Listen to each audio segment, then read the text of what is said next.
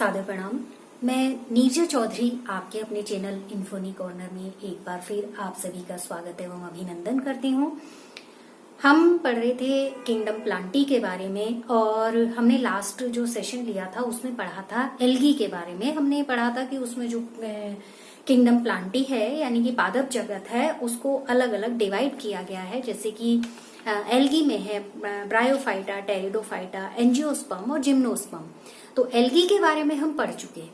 आज जो हमें बात करनी है वो है ब्रायोफाइटा के बारे में। तो छोटा सा कंटेंट है इससे संबंधित।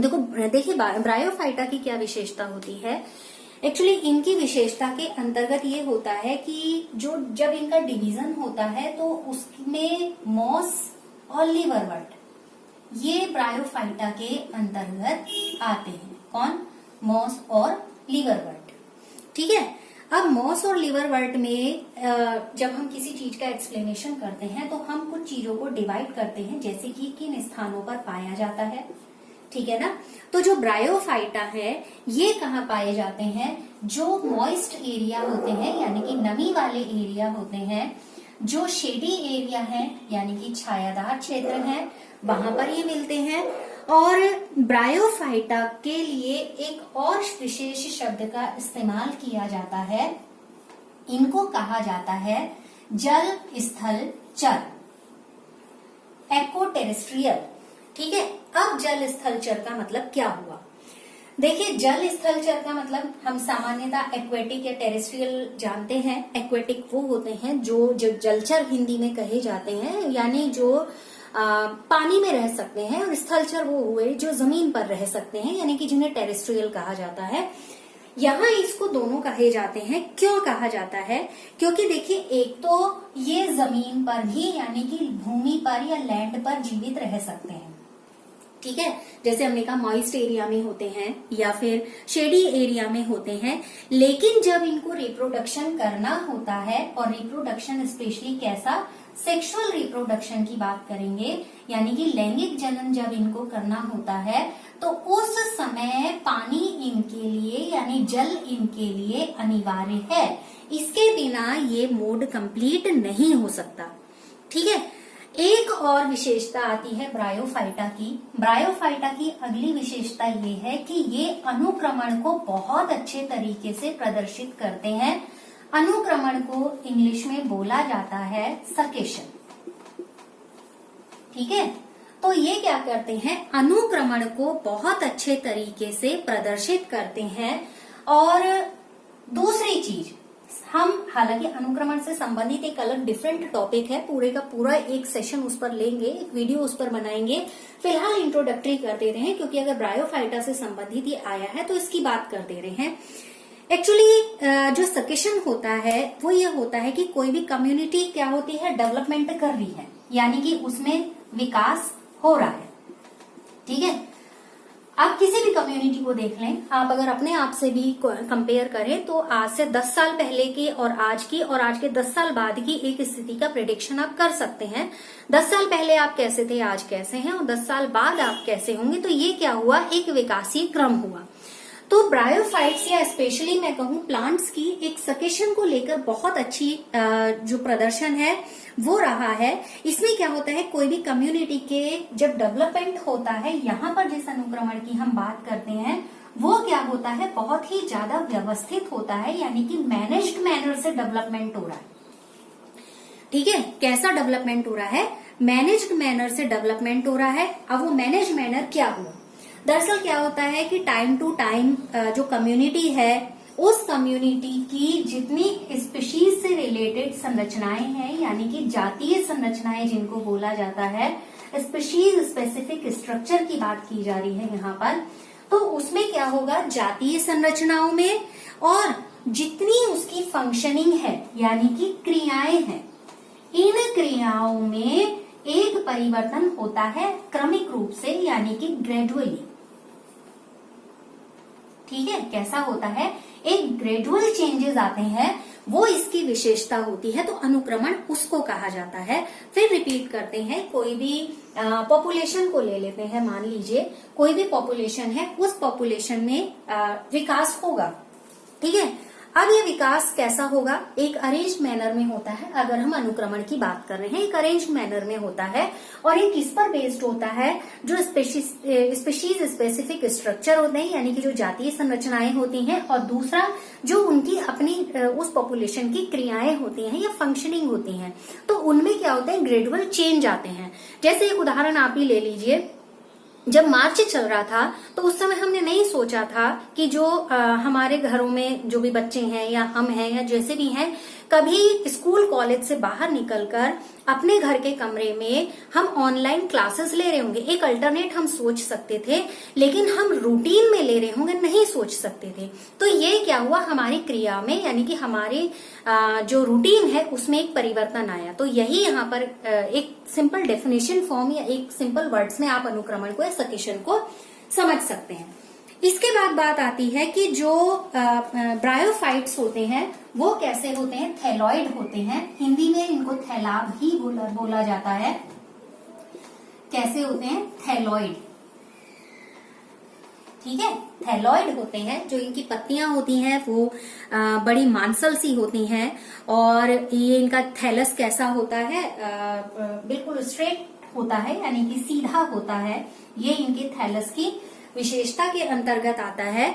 और मल्टी सेलुलर या यूनिसेलुलर इनमें रूट्स होती हैं, और ये किसके द्वारा वो रूट्स जुड़ी हुई होती हैं? किसी न किसी आधार या सबस्ट्रेट के साथ वो रूट्स अटैच रहती हैं। ठीक है, रूट का कहीं ना कहीं अटैचमेंट तो होगा, तो वो सबस्ट्रेट से अटैच यहाँ पर रहती हैं। इसके बाद क्या होता है कि ब्रायोफाइट को जो मेन स्ट्रक्चर होता है वो होता है हैप्लॉइड, और वो क्या उत्पन्न करते हैं? गैमीट। हैप्लॉइड जानते हैं, अगुणित। गैमीट मतलब युग्मक। वो क्या उत्पन्न करते हैं? गैमीट। अब ये जो गैमीट की संरचना होती है, हम जानते हैं जब गैमीट के बनने की या गैमीट के ओरिजिन की या गैमीट के उत्पन्न होने की जो प्रक्रिया होती है उसको इंग्लिश में बोला जाता है गैमीटोजेनेसिस। ठीक है, गैमीटोजेनेसिस, और हिंदी में इसको बोला जाता है युग्मक जनन। अब युग्मक एक बन रहा है तो इसलिए वो क्या होता है? हैप्लॉइड होता है। अब जब ये ज्वाइंट हो जाते हैं उसी के बाद ये डिप्लॉइड होते हैं। जब तक ये अकेले हैं तब तक ये हैप्लॉइड होगा।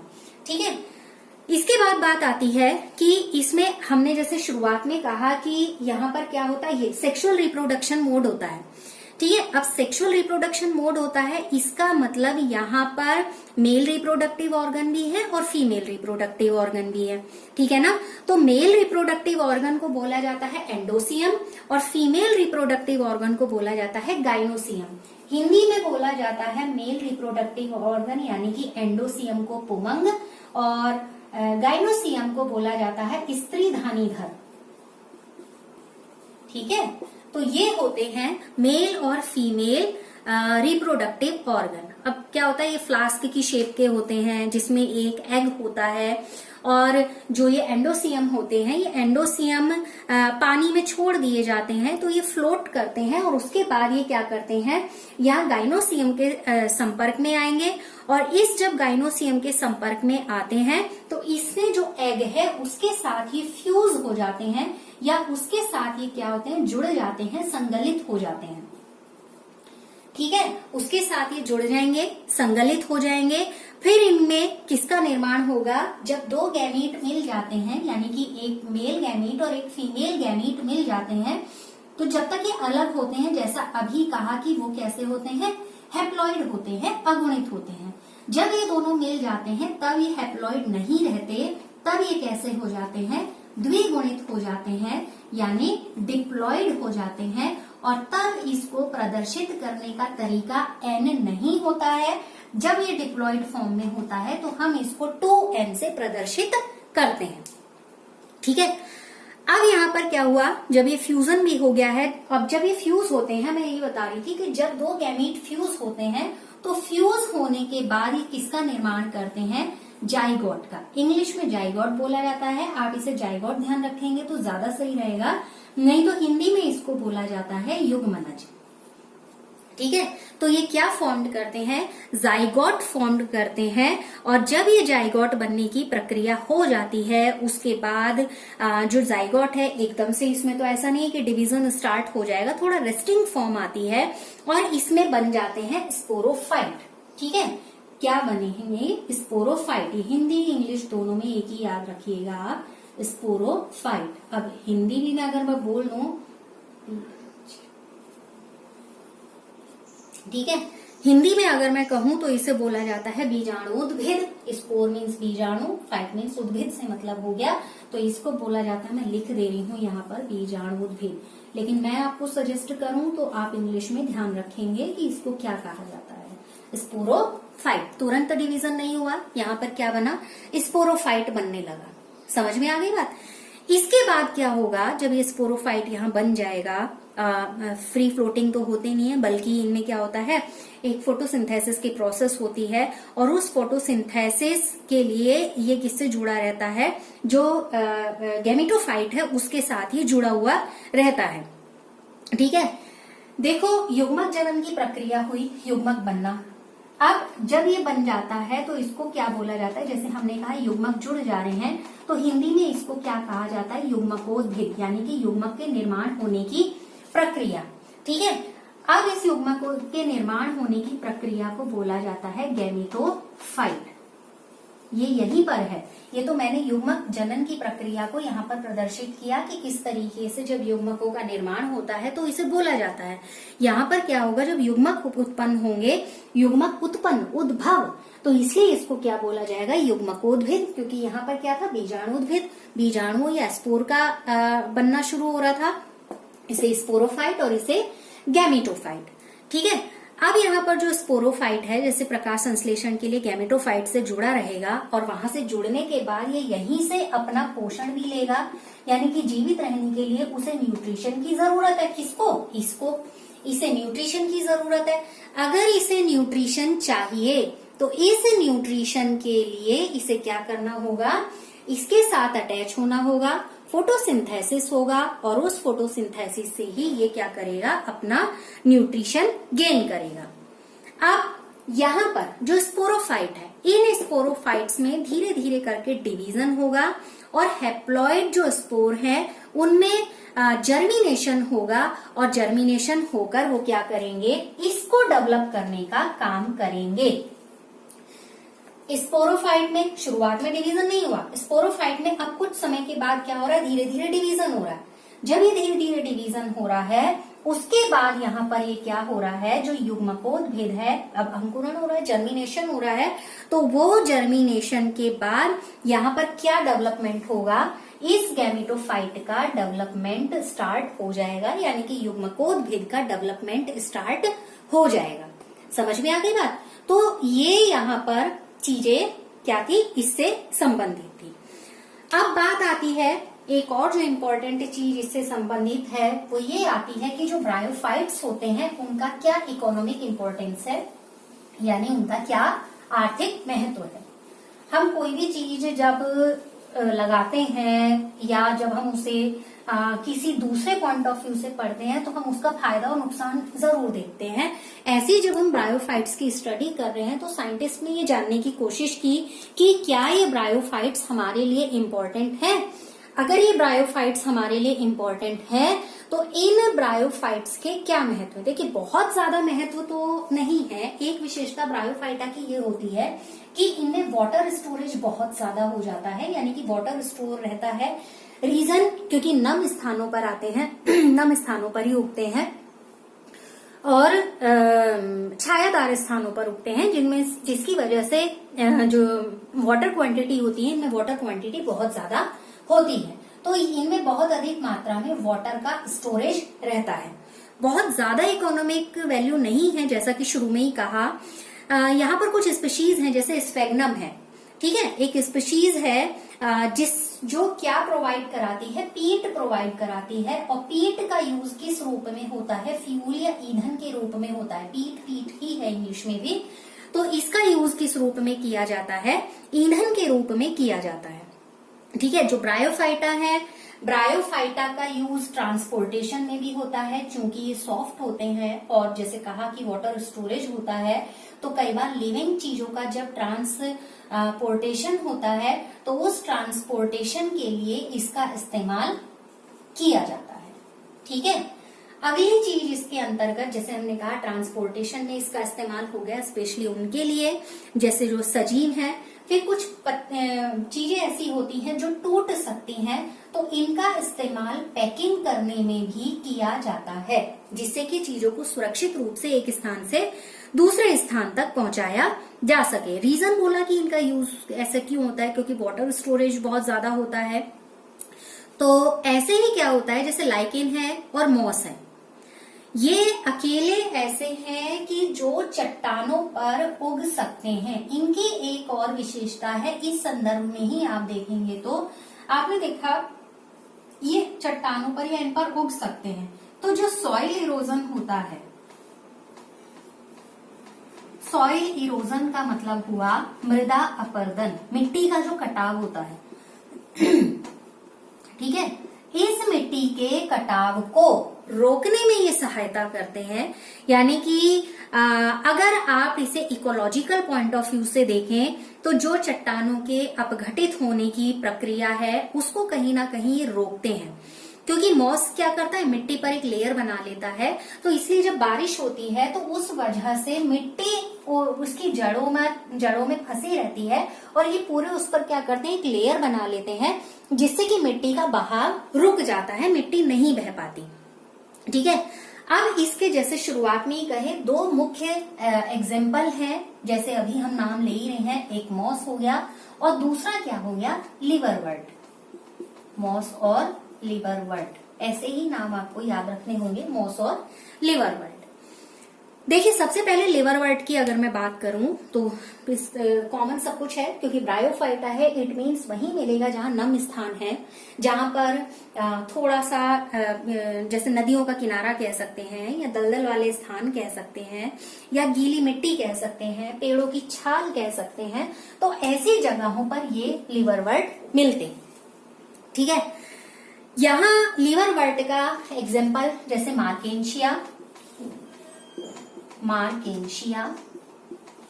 इसका उदाहरण आपके इसके अंतर्गत है। मार्केंशिया मतलब थैलॉइड होता है, जैसे बोला ही आपको, और जो इसमें पत्तियां होती हैं, पत्तियां छोटी छोटी संरचनाओं की तरीके से होती हैं, जो तने की रचना को स्पेशली क्या करती हैं, 2 पार्ट्स में डिवाइड करने का काम करती हैं।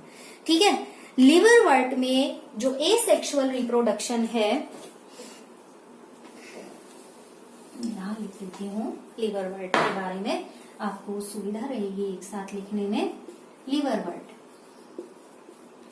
लिवरवर्ट में क्या होगा, जो एसेक्सुअल रिप्रोडक्शन है, एसेक्सुअल रिप्रोडक्शन मतलब अलैंगिक जनन। ठीक है, एसेक्सुअल रिप्रोडक्शन मतलब अलैंगिक जनन। तो इनमें जब ये सेक्सुअल रिप्रोडक्शन होता है तो वो क्या होता है, जैमा के द्वारा होता है। जैमा कुछ स्पेशल तरीके की संरचनाएं होती हैं जो कप शेप्ड होते हैं, जैमा ही याद रखेंगे आप इनको। जैमा के द्वारा होता है यहाँ पर, जिन्हें जैमा कप कहा जाता है। ये क्या करते हैं, अपना जो भी मदर प्लांट होता है उससे अलग हो जाते हैं, और उससे अलग होने के बाद ये एक न्यू प्लांट यानी कि नया पौधा यहाँ पर बनाते हैं।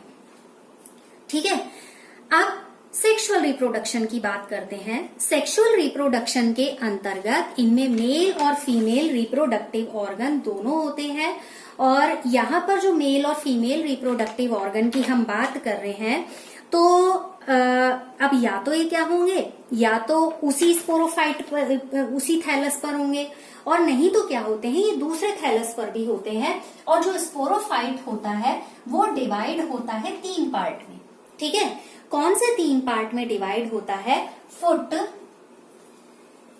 सीटा और कैप्सूल। ठीक है, हिंदी में है पाद, ये सीटा ही है, और ये संपुट। ठीक है ना, फुट, सीटा और कैप्सूल में ये डिवाइड होता है। जैसे आप मार्केंशिया का एग्जांपल है ही हमारा, जब मियोसिस होता है उसके बाद इसमें कैप्सूल लिख दिया, कैप्सूल में बनने शुरू हो जाते हैं स्पोर यानी कि बीजाणु। ठीक है, कब? जब मेयोसिस डिवीजन होता है। मेयोसिस यानी कि कोशिका विभाजन क्या होते हैं? 2 प्रकार के होते हैं, माइटोसिस और मेयोसिस। मेयोसिस यानी कि अर्धसूत्री विभाजन है और माइटोसिस यानी कि समसूत्री या सूत्री विभाजन है। तो 2 प्रकार का विभाजन हर कोशिका के अंदर होता है, इसको ध्यान में रखेंगे, हालांकि आगे हम पढ़ेंगे। तो यहाँ पर क्या होगा, स्पोर डेवलपमेंट कब होगा? जब मेयोसिस डिवीजन यहाँ पर होगा। अब स्पोर से यहाँ पर जर्मिनेशन होगा और जर्मिनेशन की वजह से जो अभी प्रोसेस हमने पढ़ी कि युग्मकोद्भिद का वहां पर धीरे धीरे करके क्या होगा, डेवलपमेंट होगा, क्योंकि वो वहीं से क्या करेगा, प्रकाश संश्लेषण के माध्यम से अपना जो पोषण है वो गेन करेगा। ठीक है, तो ये तो था छोटी सी जानकारी लिवरवर्ट के बारे में कि लिवरवर्ट कैसे हुए, या जैसे हमने ब्रायोफाइट को 2 पार्ट में डिवाइड किया, तो लिवरवर्ट के क्या स्पेशल फीचर हैं, ध्यान में रखेंगे आप जरूर।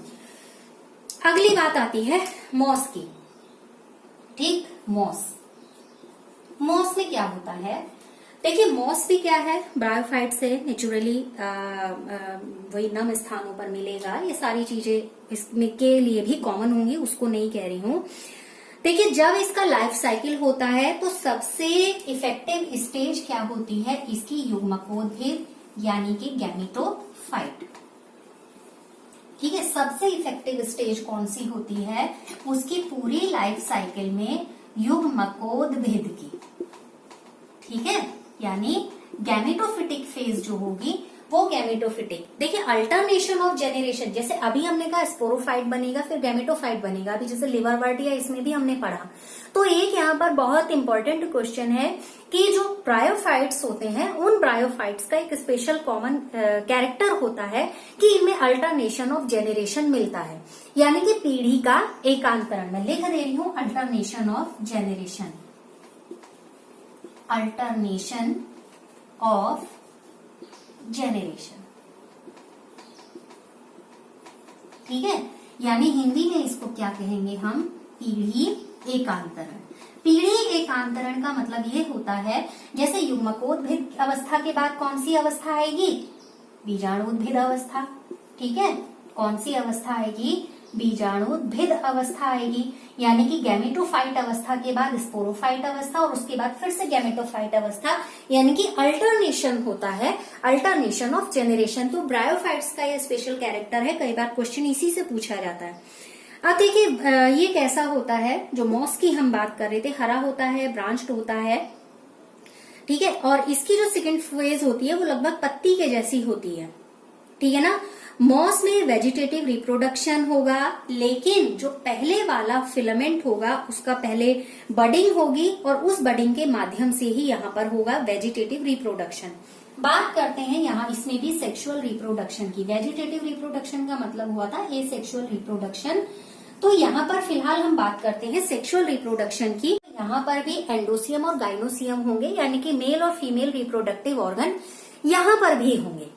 ठीक है, तो ये मेल और फीमेल रिप्रोडक्टिव ऑर्गन में जो हमने लिवरवर्ट में प्रोसेस पढ़ा कि स्पोरोफाइट बनेंगे, गैमेटोफाइट पहले बनेंगे, फिर उसके बाद जो स्पोरोफाइट हमने पढ़े उस जो ये प्रक्रिया है वो यहाँ मॉस में भी पूरी होगी, तब सेक्सुअल रिप्रोडक्शन इनके अंतर्गत ही पूरा होगा। यहाँ पर जो स्पोरोफाइट है, जब फर्टिलाइजेशन होगा तो फर्टिलाइजेशन के बाद ही जो क्या नाम है, जब फर्टिलाइजेशन की प्रक्रिया हो जाएगी तो उसके बाद ही जाइगोट से स्पोरोफाइट बनते हैं। ये अभी हमने पढ़ाई था, वही चीज यहाँ पर है, रिपीटेशन हो रहा है अब उस चीज का, तो मैं ज्यादा रिपीट उसको नहीं करने वाली हूँ। यहाँ पर भी फुट, सीटा और कैप्सूल में डिवीजन होगा, लेकिन मॉस के साथ एक अलग चीज ये है, जो स्पोरोफाइट यहाँ पर लिखा उसके संदर्भ में बात बता रही हूँ।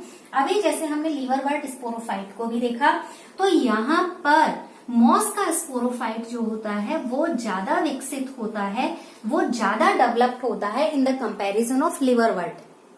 क्लियर? तो ये तो था कि ब्रायोफाइट्स का डिवीजन किस तरीके से होगा, स्पोर्स क्या होंगे, एक बहुत मियोसिस के बाद ही स्पोर्स बनने की प्रक्रिया होगी। एग्जाम्पल क्या हो सकते हैं, जैसे स्फेग्नम हो गया और फ्यूनेरिया। ये नाम आपको आने चाहिए मॉस के अंतर्गत, स्फेगनम और फ्यूनेरिया। क्योंकि जब आप मॉस पढ़ेंगे तो कम से कम आपको ये नामों से पता चले, और फिर आप इनके, अब तो ऑनलाइन कुछ भी आप पिक्चर्स उसको देख लें, अगर कोई डिटेल चाहिए वो भी आप डिटेल उसमें से ले सकते हैं। तो फिलहाल ये वाला टॉपिक हमारा जो ब्रायोफाइटा से संबंधित था, उसके स्पेशल कैरेक्टर से रिलेटेड था, खत्म होता है। आज के सेशन में इतनी ही बात करेंगे, लेकिन कुछ जो इम्पोर्टेंट क्वेश्चन है मैं रिपीट कर दे रही हूँ। ब्रायोफाइट्स के लक्षण पूछे जाते हैं, मोड ऑफ रिप्रोडक्शन पूछा जाता है, अल्टरनेशन ऑफ जेनरेशन इससे रिलेटेड पूछा जाता है।